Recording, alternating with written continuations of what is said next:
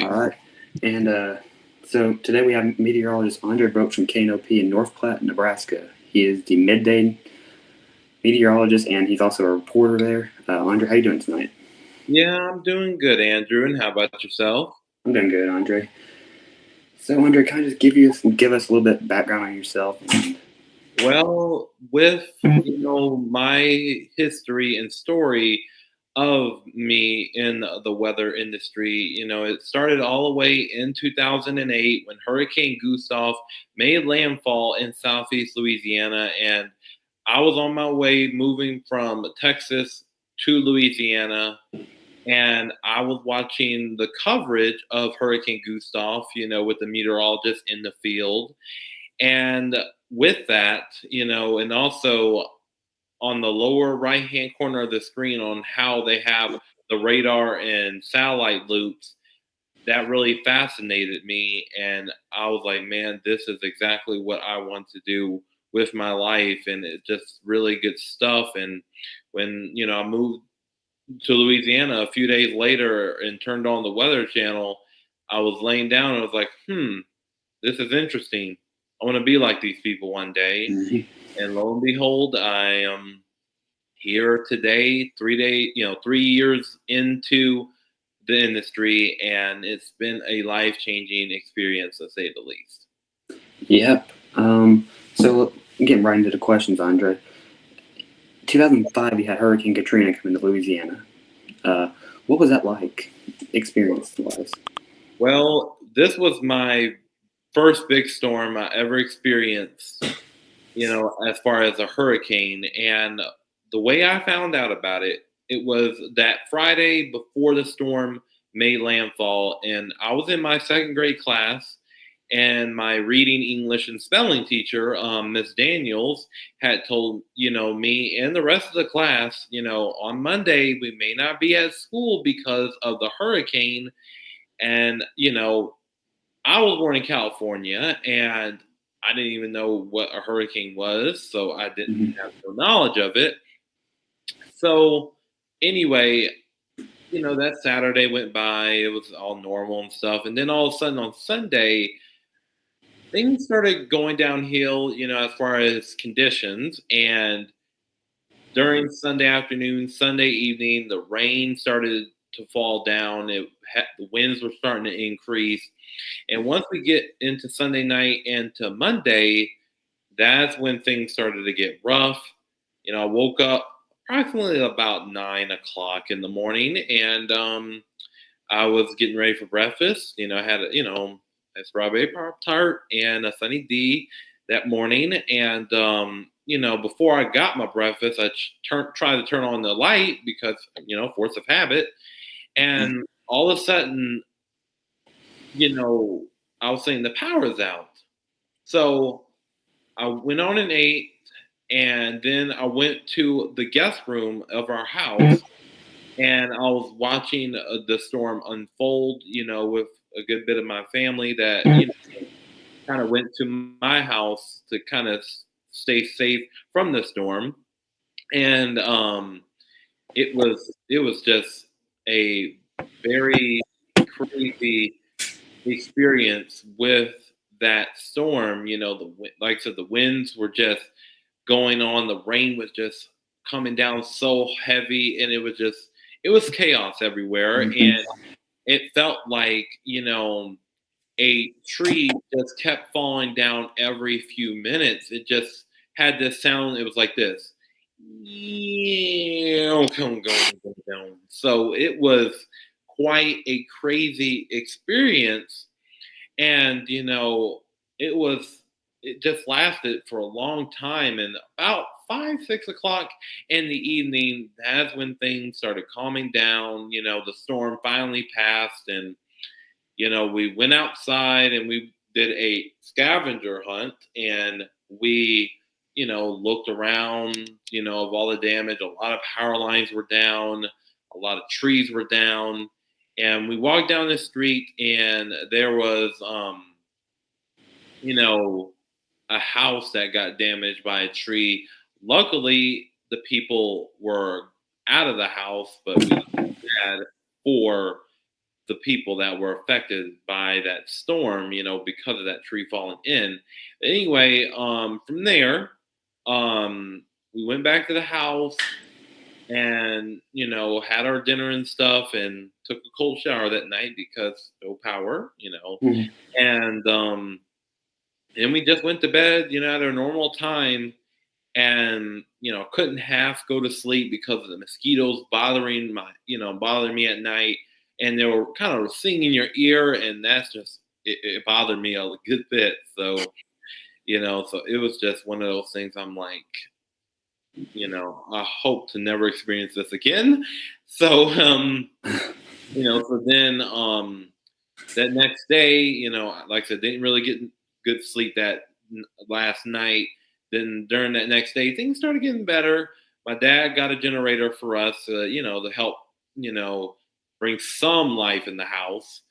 And, it worked. And, we had a little, because since we had direct TV, we were able to pick up channels and, watching TV shows and the news and stuff, seeing what all's going on with this storm.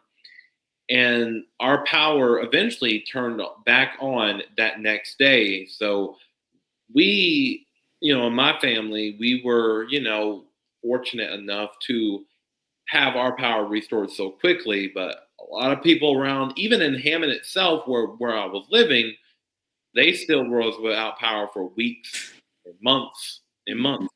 So it was quite a storm, and it was a life-changing storm. And I would say maybe that storm too kind of played a little factor in me as far as my passion of weather. Yeah, it's one of the most devastating hurricanes, if not the most devastating. Yeah, and it sure was. And then a few weeks later, that's when we had Hurricane Rita, and that wasn't as bad for us. I mean, we were on that right side, but we didn't lose power, like we did with Katrina, but we did see some flickering of the lights with Rita, but it wasn't as intense as it was with Katrina. Yeah. So, Andre, kind of just give us a rundown. Like, give us all the tropical systems you have experienced. Like, I know you've experienced a lot being in Louisiana and Texas. So, Okay, let's see. I had fringes from Hurricane Ivan in 2004, at Hurricane Cindy in 2005 mhm. before Katrina, then Katrina, then I had Hurricane Rita, and then 2006 I really didn't see anything. In 2007, when I moved to Texas, Tropical Storm Erin moved through the state, and it just caused so much heavy rainfall. Um, and then in 2008, even when I was in Texas, right before we moved to back to Louisiana, um, we did see some fringes of Gustav in our portion of Texas a little bit. Then when we moved to Louisiana, then we saw fringes of Ike on the eastern side. Then from there, 2009, kind of like the fringes of what was the remnants of Hurricane Ida in 2009.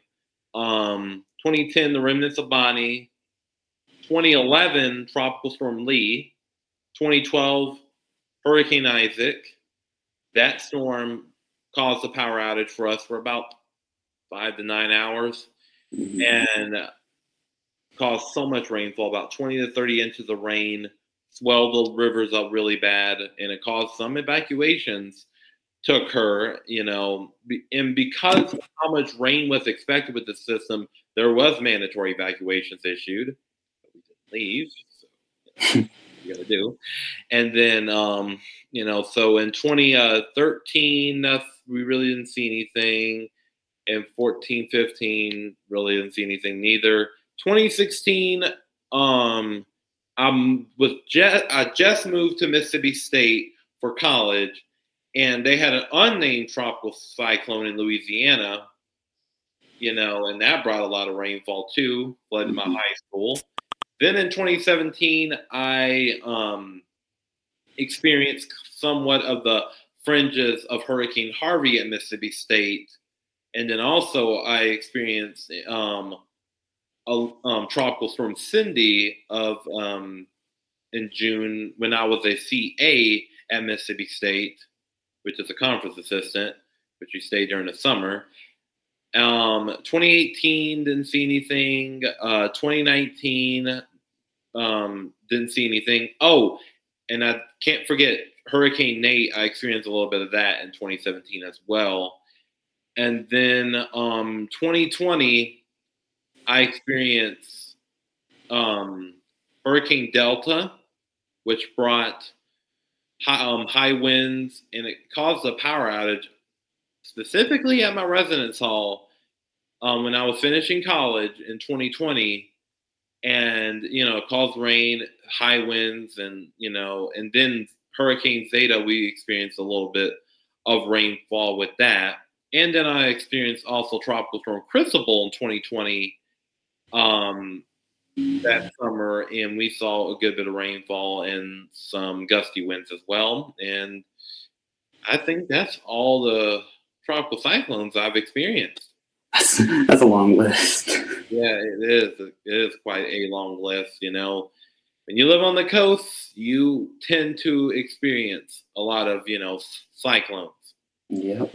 So you mentioned going to Mississippi State. Kind of give us like your experience at Mississippi State, how the meteorology program was, and Well, I was at Mississippi State from 2016 to 2020, and the overall experience was pretty good. I made really good friends. I've learned a good bit in this program, and yeah, it was hard at times, but I got through it.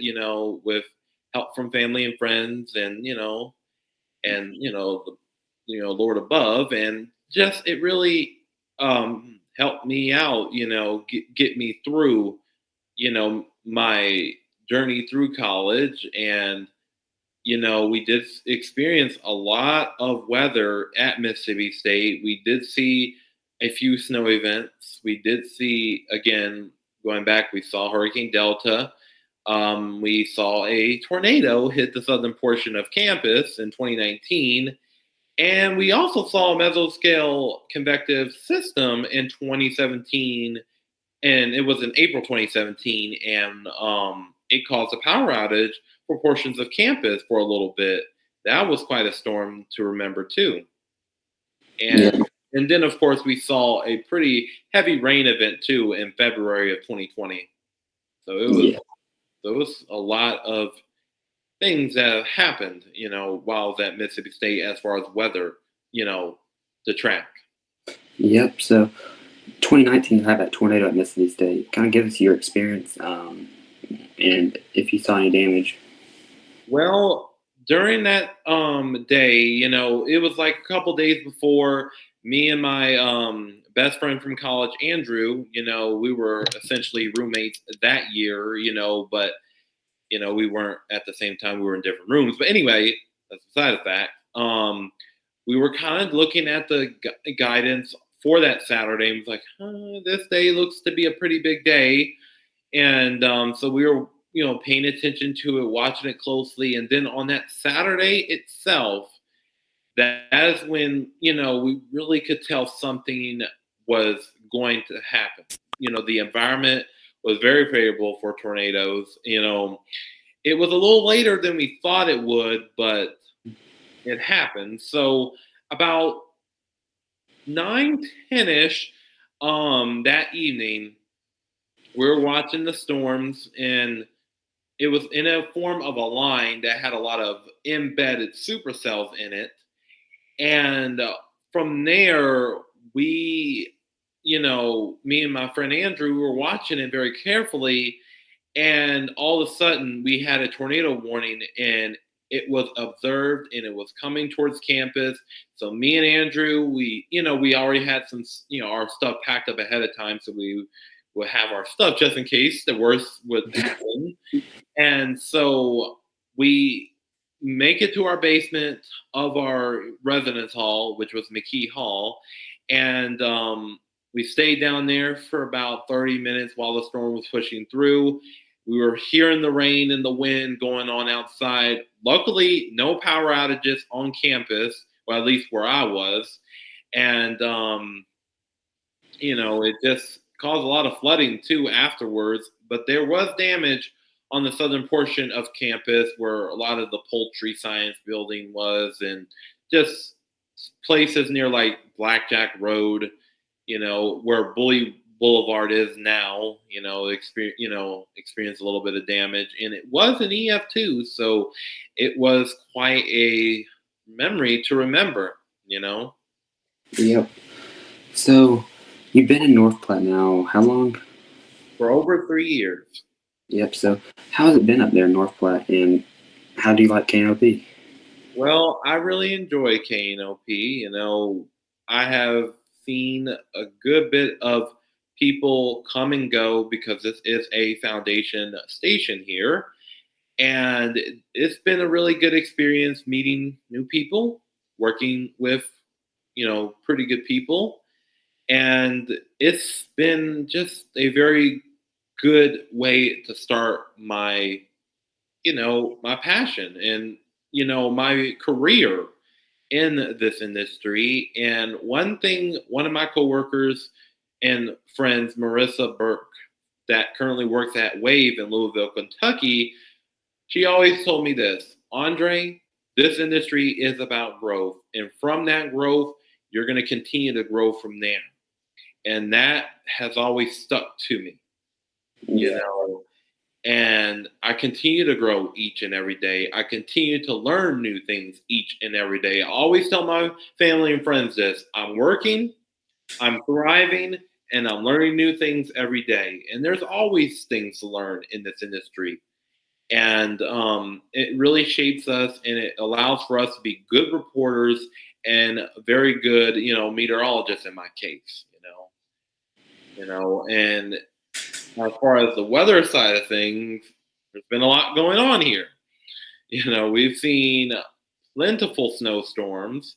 We have seen a good bit of severe weather instances here too. And we've seen, unfortunately, fire incidents. And also, we saw a few snow squall events and also a dust storm here a couple times too. So we've done seen it all.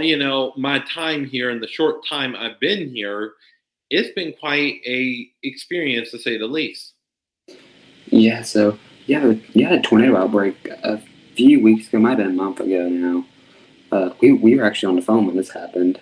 Uh, so kind of give us like your experience. I mean, I know kind of what it was, but our viewers don't know. So kind of just give us a rundown. So that day we saw a system push through, and it brought, several areas of thunderstorms. And these storms started to develop around 4 to 6 o'clock in the afternoon to evening.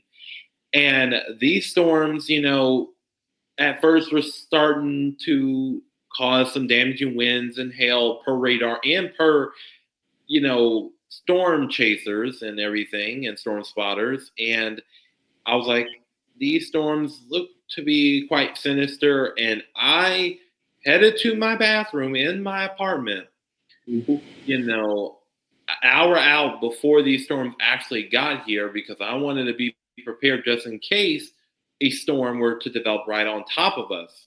So it was, quite an experience. And that storm pushed through, caused, several severe thunderstorm warnings and tornado warnings. And we did see some observed tornadoes, the southern portion of town and even other portions of the viewing area of greater Nebraska. And it caused some damage.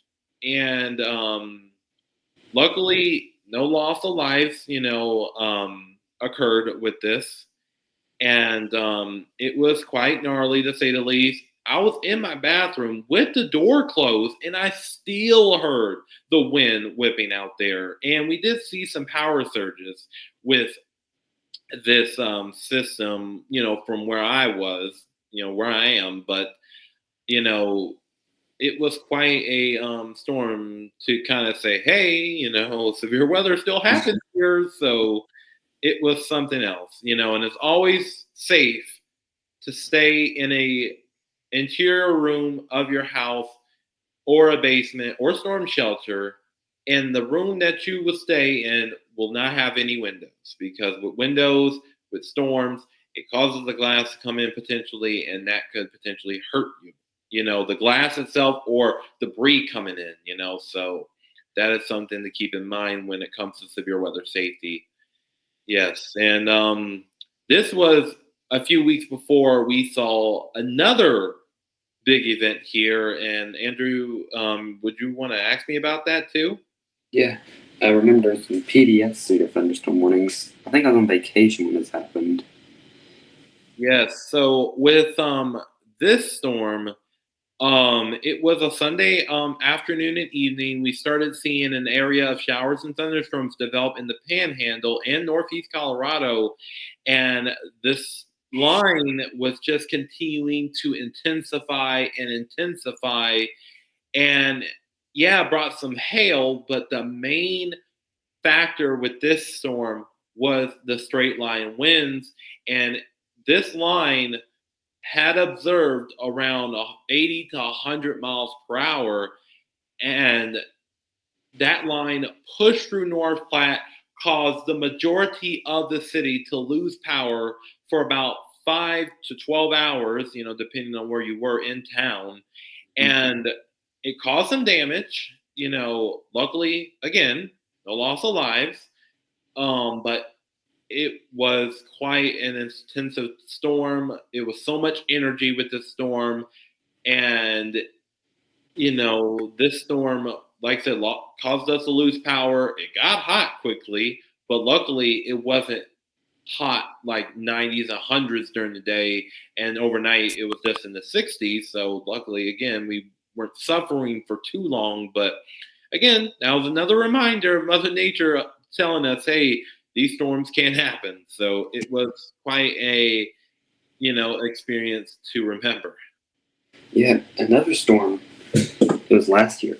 I remember me and you were forecasting this blizzard around Christmas, the Christmas Eve time frame, I think.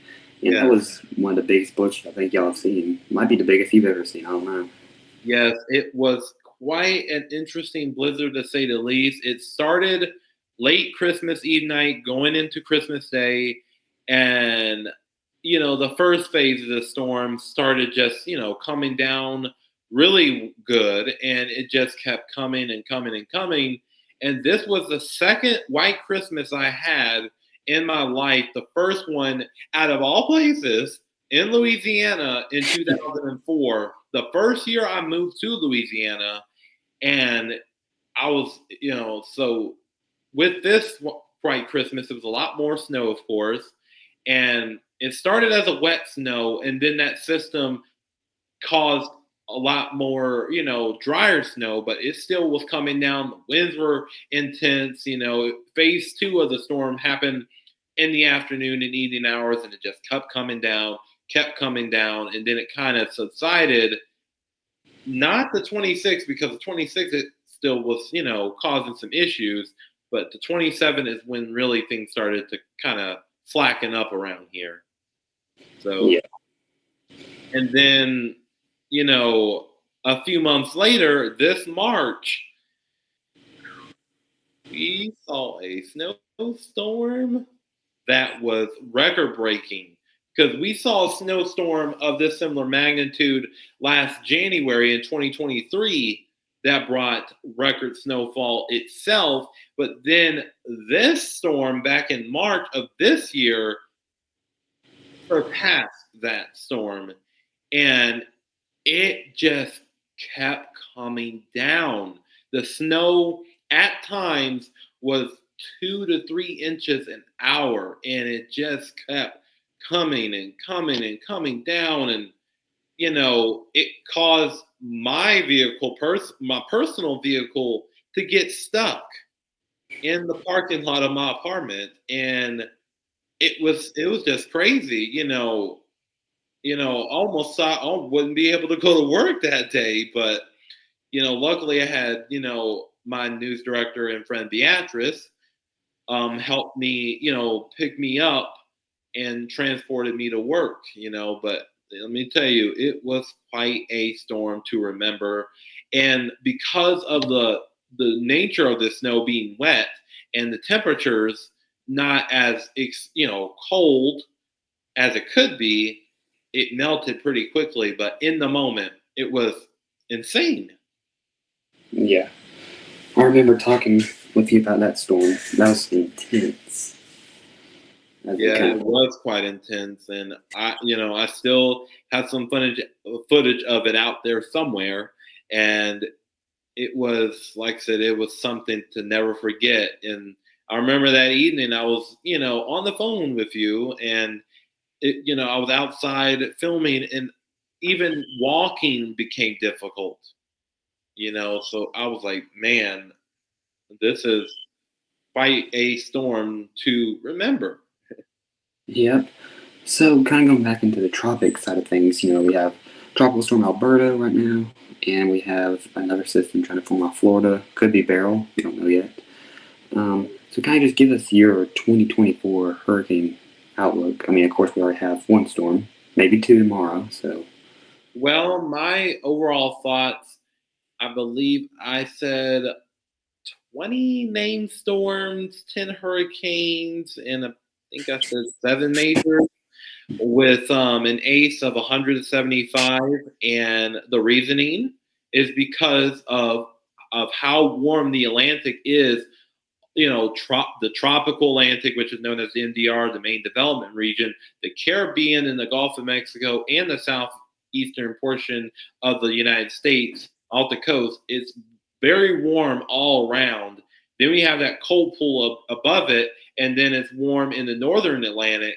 So that is what we call a positive AMO configuration, and that's going to help provide a conducive environment for storm development because you got ascending air in the tropics, MDR, Caribbean, Gulf of Mexico, southeast coast of the United States, and then you have descending in the subtropics, and then you have ascending again in the northern portion of the Atlantic, and that provides a overall conducive environment for development for tropical cyclones in the Atlantic. And on top of that, we have a rapidly developing La Nina that's ongoing, and that is going to pretty much diminish a good bit of activity in the East Pacific.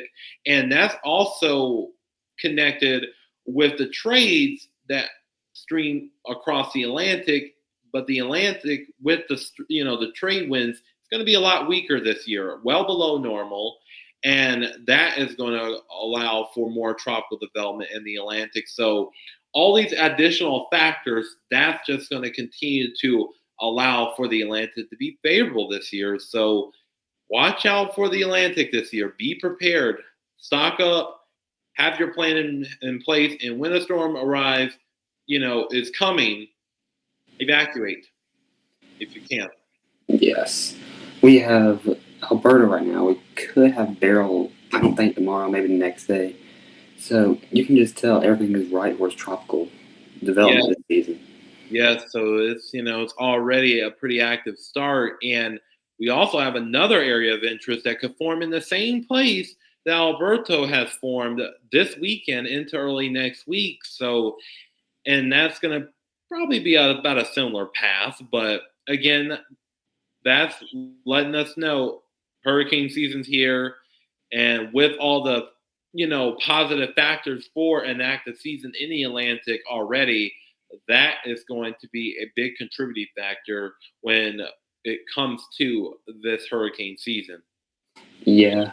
I mean, Alberta's been blowing up all day today. We have so much convection going around it, and then we have D-Max coming up tonight.